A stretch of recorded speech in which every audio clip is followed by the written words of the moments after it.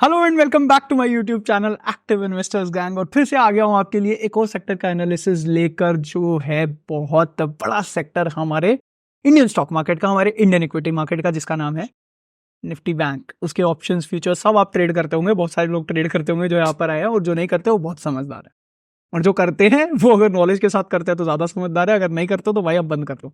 ठीक है, सबसे पहले बता दूं कि मैं सेबी रजिस्टर्ड नहीं हूं। यहाँ पर आप मेरी शक्ल देखते हैं, 5वीं वीडियो है शायद मेरी बैंक सेक्टर एनालिसिस से लेकर, और बहुत जरूरी वीडियो है, सबसे इंपॉर्टेंट वीडियो है पिछली 4 वीडियोस में से लेकर अब तक, क्योंकि मेरे को जो है वो बैंक सेक्टर बहुत ज्यादा बेहतरीन लगता है इंडिया का। उसके बारे में बात करनी बहुत जरूरी है, और मैं तो कह रहा हूँ डेली बात करनी बहुत जरूरी है, क्योंकि इसके अंदर इतनी मूवमेंट्स होती है, इतना ज्यादा जरूरी है वो, पूरी हमारी ओवरऑल मार्केट के लिए, हमारे पूरे इंडिया के लिए, हमारी पूरी इंडिया की ग्रोथ स्टोरी के लिए बहुत जरूरी है बैंक सेक्टर। मैं फिलहाल ये वीडियो काफी पहले बना रहा हूँ, मतलब एक हफ्ते बाद इसको रिलीज करने वाला हूँ। अभी एक हफ्ते पहले बना रहा हूँ क्योंकि मेरे को कहीं बाहर जाना है, तो मैं सोच रहा था कि उससे पहले मैं वीडियो आपके लिए बनाकर जाऊँ। और बैंक सेक्टर के लिए आई थिंक एक हफ्ते में कुछ नहीं बदलने वाला, तो आई एम श्योर जो बैंक सेक्टर का एनालिसिस मैं आपको यहाँ दूंगा वो बिल्कुल एकदम करेक्ट होगा। और एंड तक जरूर वीडियोस देखा करो, थोड़ी सी बोरिंग लग सकती है, थोड़ा सा मैं अटक सकता हूँ क्योंकि अभी स्टार्ट किया है, लेकिन मैं ट्राई करूंगा कि मैं बेस्ट अपना आपको दूं, और जो इन्फॉर्मेशन मैं पढ़ता हूँ हर रोज बैठकर एकदम तसल्ली से, वो आपको सब कुछ बताऊं, क्योंकि बहुत जरूरी है दोस्तों, ये सब जानना बहुत जरूरी है। अगर आप एक्टिव इन्वेस्टर एक नहीं हो ना मार्केट में, तो प्लीज अच्छे शेयर्स में पैसे डाल के रखना, नहीं तो वो प्रॉफिट बनेगा और वापस भी गिर जाएगा, या फिर कोई कंपनी डूब जाएगी, आपको पता भी नहीं चलेगा, क्योंकि आप बोलोगे कि मैं तो लॉन्ग टर्म इन्वेस्टर हूं, मुझे पता ही नहीं है, मैं तो डाल के छोड़ देता हूं पैसे। तो ये मोस्टली उन लोगों की कम्युनिटी मैं बना रहा हूँ जो एक्टिव है, जो एक्टिव इन्वेस्टर गैंग, इसीलिए मैंने इसका नाम रखा है, क्योंकि डेली आप मार्केट ट्रैक करते हो, डेली देखते हो, आपको जानना पसंद है, आपको सुनना पसंद है, आपको पढ़ना पसंद है।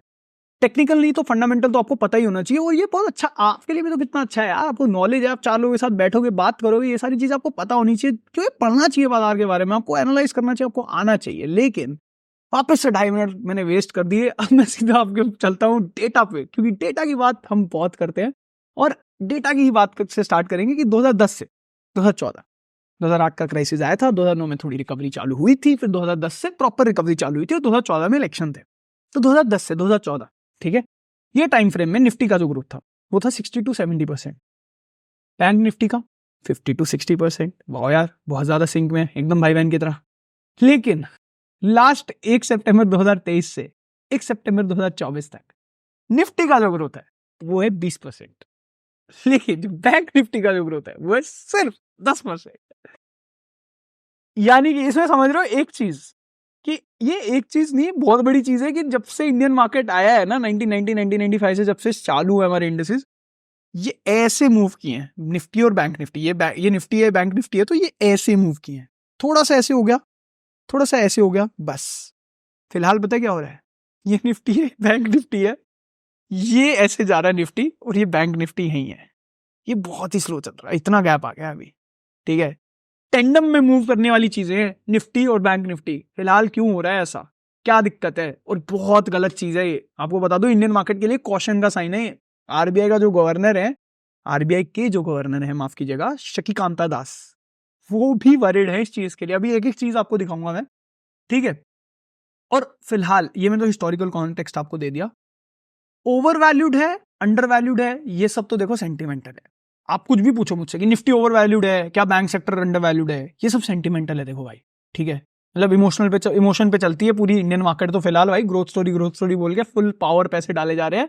आपको मैं कॉन्टेक्स्ट दूं ना अगर, तो एक फिर से डेटा बताता हूँ, मैं डेटा बहुत पढ़ता हूँ, सॉरी। 1 जनवरी से 31 अगस्त तक, नहीं 31 नहीं, 24 अगस्त तक आपके जो इंडियन डोमेस्टिक इन्वेस्टर्स ने पैसे डाले ना मार्केट में, वो है 3 लाख करोड़ रुपए, 3 लाख करोड़ रुपए। ठीक है, पिछले पूरे साल में नहीं डाला इतना पैसा जितना पहले 8 महीनों में डल गया, और अभी तो 4 बाकी है। ठीक है, और जो फॉरेन पोर्टफोलियो इन्वेस्टर है, जो एफपीआई है, उन्होंने डाले 14,000 करोड़ रुपए। पिछले साल इन्होंने डाले थे 1,40,000 करोड़ रुपए।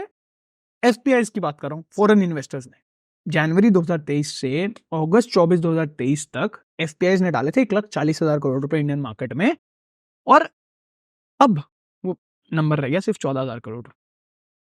और ये वही डोमेस्टिक इन्वेस्टर्स 3 लाख करोड़ रुपए, क्या कीजिएगा इतनी धनराशि का, क्या भाई, मतलब समझ ही नहीं आ रहा है कोई। अगर आपको नेट प्रॉफिट बता दूं ना, 5% से ग्रो हुआ है। बीएससी लिस्टेड 3,300 कंपनीज का ऑन एन एवरेज अगर मैं नेट प्रॉफिट बताऊं Q1 का, तो सिर्फ 5 से 7% से ग्रो हुआ है वो पूरा प्रॉफिट। रेवेन्यू 8 से 9%, कंपनी के शेयर प्राइस 50%, 100%, 80%। भाई क्या चल रहा है भाई, कुछ समझ नहीं आ रहा। छोड़ो ये सब, बाद में बात करेंगे यार, ये मैं कहाँ पहुंच जाता हूँ। लेकिन एक सवाल बस खुद से जरूर पूछ लेना ये, ठीक है, कि मैंने ये सब जो बोला है वो क्यों बोला होगा। मतलब इतना मैं बोल तो चुका, बट ठीक है। लेकिन हाँ भाई, बैंक क्यों जरूरी है इकोनॉमी के लिए, क्यों क्यों जरूरी है बैंक? भाई बैंक बिना कुछ चल ही नहीं सकता।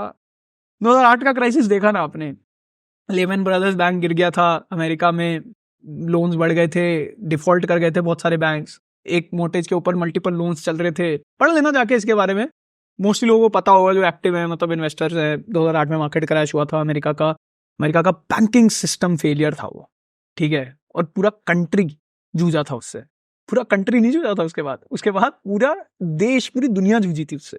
सॉरी, पूरी दुनिया जूझी थी, क्योंकि इंडियन मार्केट क्रैश हुई थी, जापानीज मार्केट क्रैश हुई थी, चाइनीज मार्केट क्रैश हुई थी, यूरोपियन मार्केट क्रैश हुई थी, यूके की मार्केट क्रैश हुई थी, कुछ भी। अरे अमेरिका छींकता है तो हमें जुकाम लगता है भाई, ये बहुत बढ़िया कोट है, I love this quote. America छींकता है तो पूरी दुनिया को जुकाम लगता है, क्योंकि भाई अमेरिका इतनी बड़ी इकोनॉमी है, वहां के बैंक्स हर जगह बैठे हुए हैं, Morgan Stanley, JP Morgan, Goldman सैक्स, ये लेजेंडरी बैंक्स हैं भाई।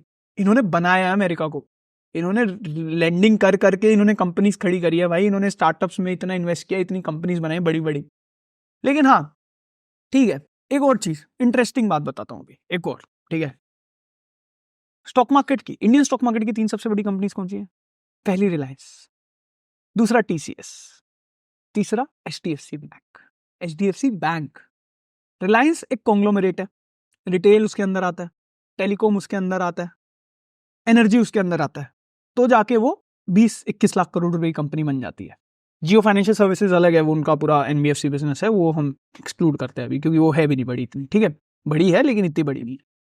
सेकंड टीसीएस, तो रिलायंस को बाहर निकाल दो पहले, ठीक है। 3 बिजनेस एक साथ चल रहे हैं कॉन्ग्लोमरेट, तो भाई है 20-21 लाख करोड़ की, ठीक है, जाने दो, क्योंकि इतने सारे बिजनेस आप एक साथ चलाओगे तो भाई बन जाएगी कंपनी। हालांकि I respect Mukesh Ambani ji, I respect his vision, I respect whatever happened in the AGM. Reliance के बोनस शेयर्स इशू हो रहा है भाई, आई होप आपको पता हो, मैं रील बनाऊंगा इस पे जल्दी, और शॉर्ट फॉर्म कंटेंट है ये। लेकिन अभी फिलहाल एचडीएफसी बैंक से जूझते नहीं है। फिर टीसीएस की बात करते हैं। टीसीएस एक आईटी कंपनी है, 15-16 लाख करोड़ रुपए की कंपनी है, टाटा की कंपनी है, ठीक है भाई। इसको भी मैं एक्सक्लूड करूंगा। क्यों एक्सक्लूड करूंगा? 80% धंधा कहाँ से आता है? यूएस, यूरोप और यूके, ठीक है। कमाते किस में? डॉलर्स में। स्पेंड किस में करते हैं? रुपीज में। तो क्यों नहीं बनेगी भाई बड़ी कंपनी? बनेगी ना। आपका धंधा ही यूएस से आता है, आप डॉलर में कमाते हो, आप स्पेंड करते हो रुपीज में, आपको तो पैसा बनेगा ही। वहां से अगर मान लो एक प्रोजेक्ट आ रहा है इनको $1 मिलियन, तो यहाँ पे क्या सैलरी देनी पड़ रही है? 80,000, 90,000, 1 लाख, 2 लाख, 3 लाख, 5 लाख, 10 लाख, कितना दे दोगे आप सैलरी? क्या खर्चा होता है आईटी कंपनीज का? सिर्फ एम्प्लॉइज का सब 60 से 70% खर्चा आईटी कंपनीज का एम्प्लॉइज का खर्चा है। तभी तो यूटिलाइजेशन रेट इतना बड़ा मेट्रिक है उनके लिए। जितने एम्प्लॉइज उनके यूटिलाइज हो रहे होंगे एक पर्टिकुलर पॉइंट ऑफ टाइम पे, उतना अच्छा एक आईटी सर्विस का, आईटी कंपनी का धंधा चल रहा होगा, ये याद रखना। तो टीसीएस को भी मैं हटाता हूं, क्योंकि भाई आप डॉलर में कमा रहे हो। तीसरा, एचडीएफसी बैंक, भाई इंडिया का बैंक, बना हुआ इंडिया में बना हुआ बैंक। एक बहुत बढ़िया सी चीज बताता हूँ, एक और अच्छा डेटा बताता हूँ। एचडीएफसी बैंक में लगाए हुए 10,000 रुपए, ईयर 2000 में एचडीएफसी बैंक में लगाए 10,000 रुपए, फिलहाल आज के टाइम में उनकी वैल्यू है 50 लाख रुपए। 50 लाख रुपए, 10,000 रुपए in year 2000, which is amazing, which is just amazing, because HDFC bank ने खुद को बनाया है, उस लायक एचडीएफसी बैंक ने खुद को बनाया है भाई। इतना बड़ा बैंक है, इतना लोड लेके बैठा है, अकेला 0.5% गिर जाता ना, निफ्टी बैंक वाले बेचारे रोते हैं जो कॉल ऑप्शन लिए होते हैं, क्योंकि भाई एचडीएफसी बैंक पूरा सर पे उठा के चल रहा है निफ्टी बैंक पूरे इंडेक्स को। बहुत बड़ा कंट्रीब्यूशन है, मतलब पूरा तो नहीं उठा रखा है, बट मेजरली हाँ एचडीएफसी बैंक का बहुत बड़ा रोल होता है जब गिरता है बैंक निफ्टी, ठीक है। बैंकिंग सेक्टर की कंपनीज आप देखोगे अमेजिंग है भाई। एसबीआई 8-9 लाख करोड़ रुपए की वैल्यूएशन है, आप आईसीआईसीआई बैंक देख लो 11-12 लाख करोड़ रुपए की वैल्यूएशन है, सेम एक्सिस बैंक की देख लो आप 6-7 लाख करोड़ रुपए की वैल्यूएशन है। आप मिलाओगे तो बैंक इंडेक्स इतना बड़ा है, इतना बड़ा बैंक इंडेक्स है, और निफ्टी के साथ मूव करना साथ में इसका बहुत जरूरी है इंडिया की ग्रोथ के लिए, ठीक है। तो ये एक डेटा है, ठीक है। उसके बाद अब डिफरेंट प्रॉब्लम्स है भाई, ठीक है। पहला मैं बताता हूं, CD ratio, cash to deposit ratio, ठीक है। सीडी रेशो, मैं एक काम करता हूं, मैं ना स्क्रीन शेयर करता हूं फिलहाल, क्योंकि भाई बात करते हैं तो मतलब दिखाना बहुत जरूरी है आप लोगों को। फिलहाल CD रेशो की बात करते हैं। ये तो ग्लोबल देन पीयर्स है, लेकिन यहाँ पे देखो credit deposit ratio reaches a high of 80% as RBI governor flags concern. क्यों फ्लैग करेंगे कंसर्न जब 80% से ऊपर पहुंच चुकी है? अब मैं बताता हूँ आपको कि अच्छी CD रेशो होती है 70 to 80%। ठीक है, किसी भी बैंक की अच्छी CD रेशो होती है 70 to 80%, और हमारे बैंक की ये पहुंच चुकी है भाई 90, 90, 93, 102। ऐसी CD रेशो है, यानी कि आपको कितना डिपॉजिट आ रहा है और आप कितना लोन दे रहे हो।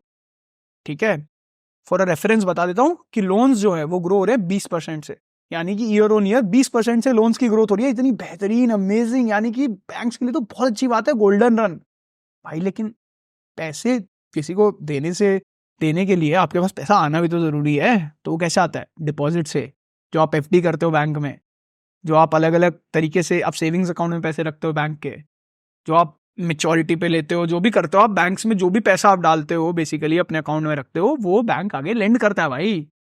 आज के टाइम में सारे जाके बोल दे HDFC बैंक को कि हमारा पैसा दे दो भाई। HDFC बैंक भले ही 14 लाख करोड़ की कंपनी हो, भले ही 1 करोड़ लाख की कंपनी है, $1 ट्रिलियन की कंपनी हो, नहीं कर पाएगा। कोई भी बैंक नहीं कर पाएगा, पूरी दुनिया का कोई भी बैंक नहीं कर पाएगा कि वो उनके सारे डिपॉजिटर्स की बोल दे कि हमें पैसा चाहिए। इसके लिए RBI SLR statutory liquidity ratio अलग अलग जो है ये मेट्रिक्स मेंटेन करता है कि आपको इतना गवर्नमेंट बॉन्ड्स में डालना होगा, इतना लिक्विड एसेट में डालना होगा। ये अलग अलग जो है मेट्रिक्स हैं कि आपको 15-20% भाई अपने पास रख के चलना होगा, ताकि कल को कोई आए तो आप दे तो पाओ उसको पैसे।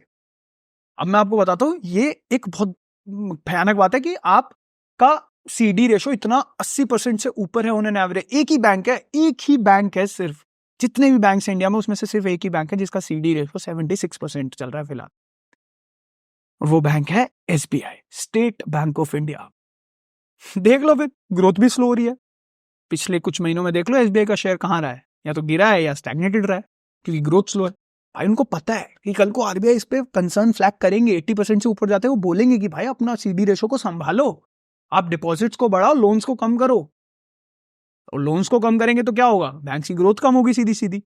बहुत बड़ा कंसर्न बन गया है यहाँ पे आपके लिए CD रेशो। ठीक है, उसके बाद अगर बात करें तो अगला है कासा डिपॉजिट। ठीक है, ये बताता हूं मैं, डिपॉजिट क्रंच ये दिखा ना, amid the worst deposit crunch in 2 decades RBI urges banks to adjust to changes in people save। अब ये बात करते हैं कासा डिपॉजिट। बहुत इंटरेस्टिंग चीज है। Current account saving account deposit, इसका फुल फॉर्म है current account saving account deposit. जो आपका पैसा करंट अकाउंट या सेविंग अकाउंट में होता है उसको बैंक आगे लेंड करने के लिए देता है। सबसे लोएस्ट फॉर्म ऑफ डिपॉजिट है बैंक के। जिसका कासा डिपॉजिट रेशो बैंक का अच्छा है ना, उसका शेयर प्राइस ग्रो होगा ही होगा। सीधी सी बात जान लो, क्योंकि उसको 3% इंटरेस्ट देना पड़ रहा है सिर्फ आपको सेविंग्स अकाउंट में पैसे रखने के लिए या करंट अकाउंट में पैसे रखने के लिए।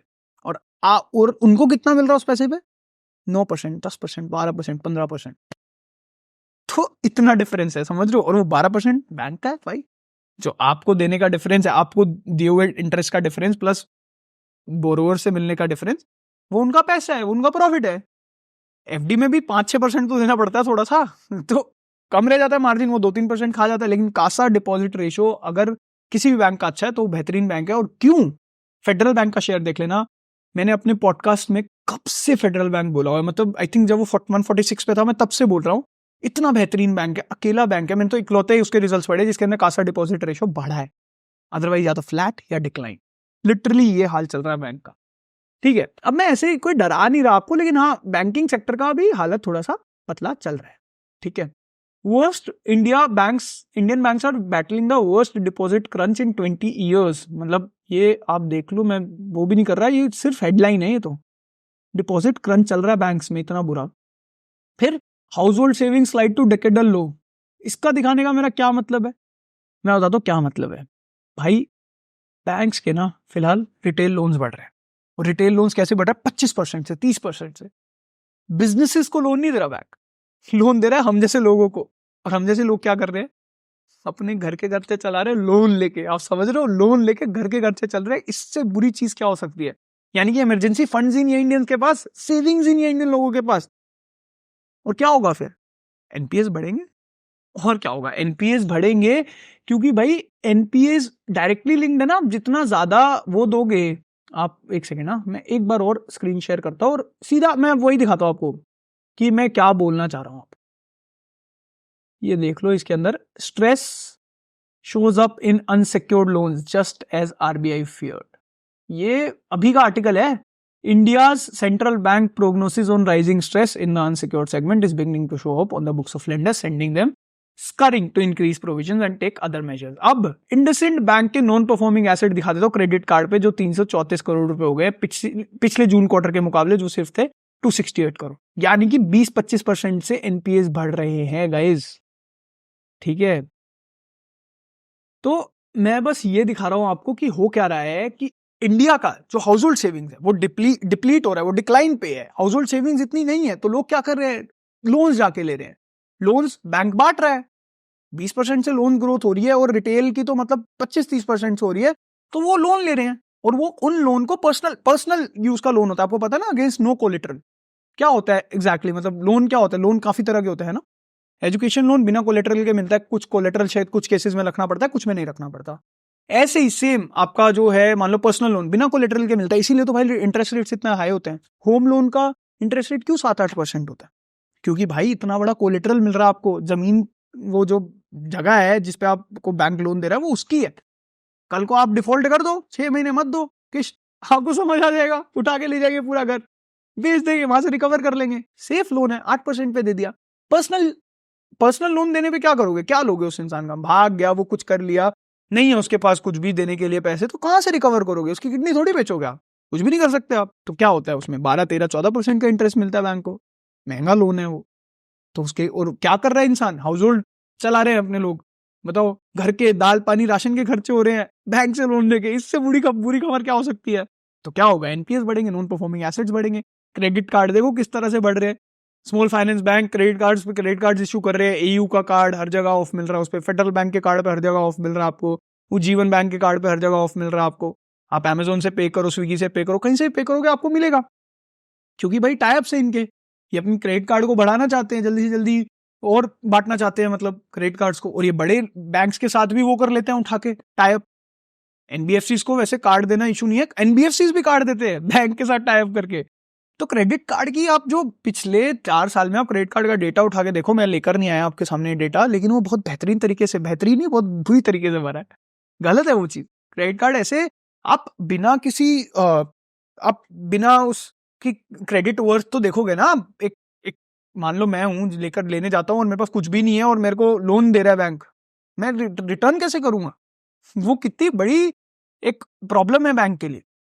तो ये 2 चीजें हैं, एक तो रिटेल लोन्स जिस तरह से बढ़ रहे हैं वो बहुत बड़ी प्रॉब्लम है, दूसरा डिपॉजिट जो कम हो रहे हैं। भाई लोन्स बढ़नी अच्छी चीज है, लोन्स बढ़ने चाहिए, लोन्स बढ़ेंगे तो बैंक का शेयर प्राइस बढ़ेगा, बैंक की प्रॉफिटेबिलिटी बढ़ेगी, बैंक को पैसा ज्यादा आएगा।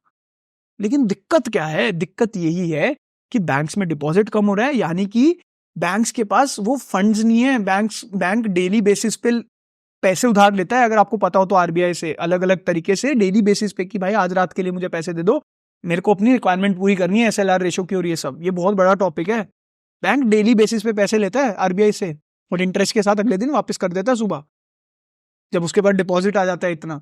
मान लो कि एक बैंक है, उसको 20% मतलब जितनी भी आरबीआई ने बनाया हुआ फ्रेमवर्क कि आपको इतना पैसा रखना ही रखना पड़ेगा at any point of time, मतलब डिपॉजिट्स का इतना पैसा आपको रखना पड़ेगा, या फिर लोन का एक सर्टेन परसेंटेज होता है। मान लो कि एक बैंक ने 1,000 रुपए का लोन दिया, ठीक है, और आरबीआई ने बोला आपको 200 रुपए किसी भी पॉइंट ऑफ टाइम पे रखने पड़ेंगे कि क्या पता कितने डिपॉजिटर्स आ जाए, ताकि इमरजेंसी आपके पास बना रहे। ठीक है, अब बैंक के पास 180 रुपए है अभी टोटल। अब ऐसे तो लाखों करोड़ों में बात होती है, लेकिन 180 रुपए है, मतलब 20 रुपए कम है रात होने से पहले। अब आरबीआई के पास रिपोर्ट तो जाती है, आरबीआई रेगुलेट करता है, वो सब देखता है कि कितना बचा, किसके पास कितना नहीं, तो वो कोई पकड़ा नहीं जाना चाहता, पकड़ा गया तो भाई फाइन लगेगा। तो क्या करते हैं वो, आरबीआई से बोलते हैं भाई 20 रुपए दे दो मेरे को, अगले दिन मैं आपको वापस कर दूंगा विद इंटरेस्ट, क्योंकि भाई कुछ ना कुछ तो डिपॉजिट आ जाएगा तो मैच कर लेंगे। तो हर रात को ये गणित चलती है और बैठ के फिर उसके बाद ये सिस्टम्स में अपडेट होता रहता है और फिर वो लोन लेते हैं और एक दिन वापस कर देते हैं। बहुत लोगों को ये चीजें पता नहीं होंगी, लेकिन ये मैक्रो इकोनॉमिक्स है और बैंक्स बहुत जरूरी है दोस्तों किसी भी देश की ग्रोथ के लिए। मतलब आप बड़े बड़े बैंक्स क्यों होते हैं अमेरिका में, बड़े बड़े बैंक्स क्यों चाइना में है, जापान में है, अमेरिका में है, सबसे बड़ी इकोनॉमी में सबसे बड़े बैंक, सीधी सी बात है। ठीक है, जब बैंकिंग सिस्टम फेल हो गया ना, वहां कंट्री फेल हो गई। क्यों यस बैंक को बचाया, क्यों पंजाब नेशनल बैंक को बचाया, क्यों महाराष्ट्र बैंक को बचाया, क्यों पंजाब एंड सिंध बैंक को बचाया गया, क्यों बचा रहे ये सब बैंक्स को? क्योंकि भाई जिस दिन आपके कंट्री के सिटीजन्स का बैंक्स पे फेथ खत्म हो गया ना, उस दिन आप गवर्नमेंट हुई नहीं, आप रहोगे ही नहीं, आप इकोनॉमिक फेलियर में जा चुके हो। क्यों इन्फ्यूज करना पड़ता है गवर्नमेंट को पैसा? पहले तो एनपीएस बहुत ही ज्यादा थे भाई, हमने सबने देखा है।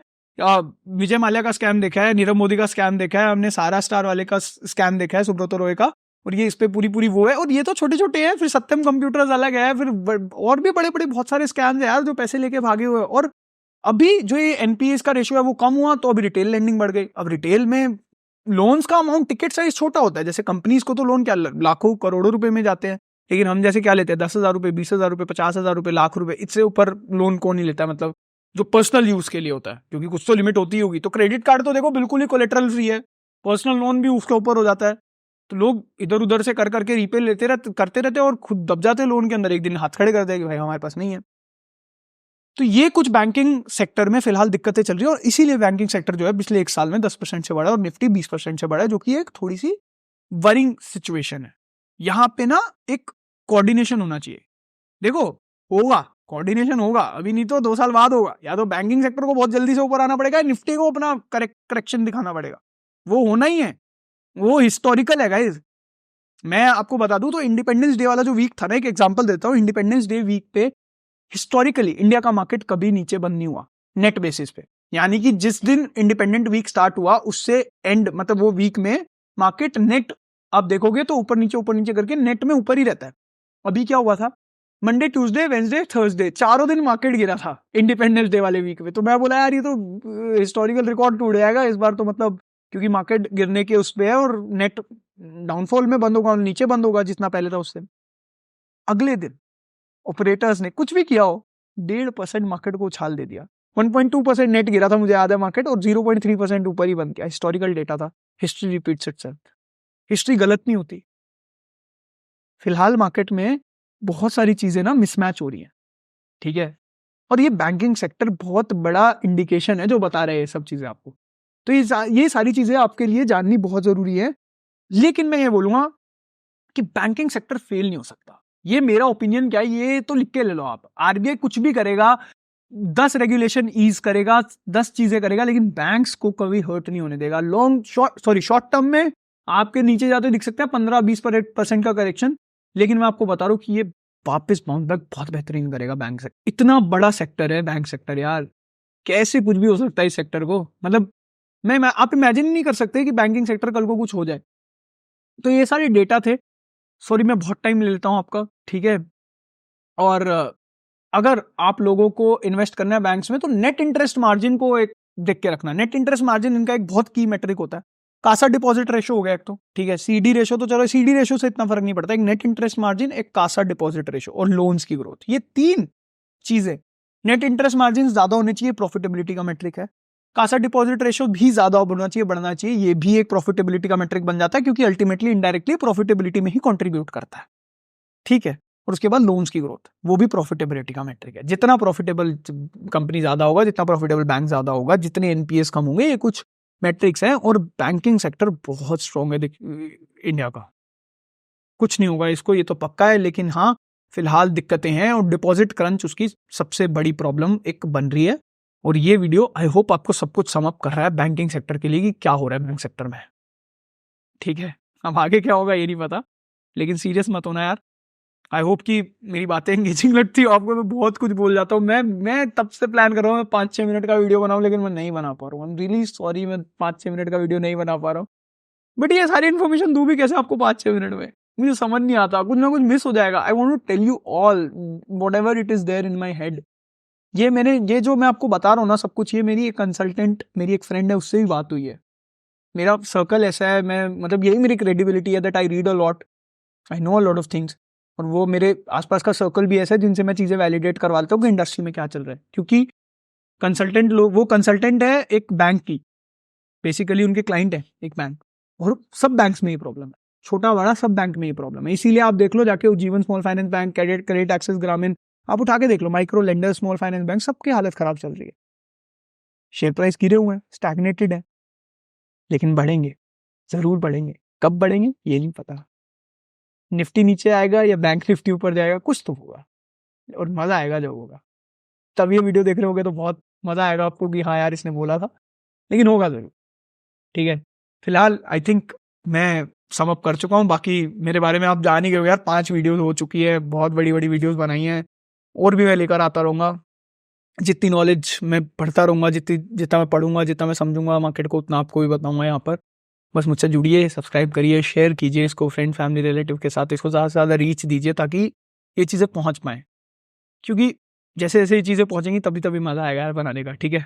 वीडियोज़ बनाने का मज़ा आएगा, और आई होप कि कंटेंट आपको पसंद आता होगा, और कुछ भी अगर चेंजेज़ आप सजेस्ट करोगे तो वो कमेंट्स में डाल देना, मैं वो चेंजेज़ इनकॉर्पोरेट करूँगा। ये सेटअप सब आपके लिए है, ये लैंप, ये पीछे पर्दा, ये कपड़े, मतलब ऐसे टी-शर्ट, शर्ट्स मैं पहनता ही नहीं हूँ क्योंकि सिर्फ ये वीडियो में पहननी पड़ती है कि प्रेजेंटेबल लगूँ, क्योंकि मेरे दोस्तों ने बोला कि भाई प्रेजेंटेबल लगना बहुत ज़रूरी है। तो मैं बहुत ट्रांसपेरेंट हूँ, और वो ट्रांसपेरेंसी आपको दिखती होगी, आई होप उस ट्रांसपेरेंसी को आप एंजॉय कर रहे होंगे। ठीक है, बाकी हम टेलीग्राम एक कम्युनिटी है हमारी प्राइवेट, जहाँ पर हम डेली फंडामेंटल एनालिसिस कवर करते हैं स्टॉक मार्केट का। अगर आपको कुछ भी उसके लिए भी सवाल हो तो आप नीचे पोस्ट कर दीजिए, और आई थिंक वहाँ पर उसका भी लिंक मैं डिस्क्रिप्शन में डाल दूंगा, वहाँ से आप उसको एक्सेस कर सकते हैं टेलीग्राम पे। वहाँ पर डेली एपिसोड आता है ऑडियो में, वीडियो नहीं, ऑडियो आता है 10 से 12 मिनट का, जहाँ पर हम सम अप करते हैं कि बाजार में क्या हुआ। अगर आप ऑफिस जाते हो, अगर आप नहीं ट्रैक कर पाते हो, अगर आप एक्टिव इन्वेस्टर होना चाहते हो लेकिन नहीं हो, तो वहाँ से आप वो बन सकते हो। और ये वीडियोस तो मैं लाता ही रहूँगा, तो सेक्टर वाइज एनालिसिस है, ये चलता रहेगा अपना। बहुत बहुत शुक्रिया, फिर हम मिलेंगे वापस से अगली वीडियो में। Thank you so much.